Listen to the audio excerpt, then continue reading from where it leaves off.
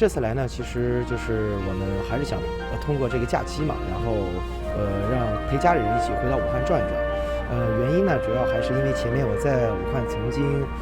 工作过，在里面待了92天。那这一次的心情呢，跟前面比就会更加的放松一些，而且就是武汉现在整体的情况跟前面比是已经有非常大的改善了，而且疫情是已经完全控制住了。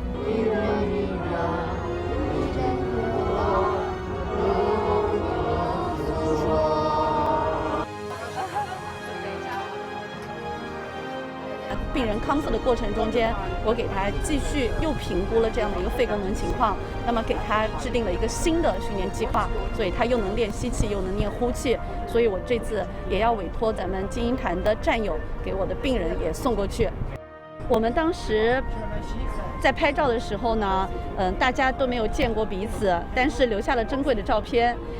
这照片呢，我们一直放在手机里，然后呢，我们现在也把它打印出来，写上我们自己对他的留言和自己的话，给他送过去。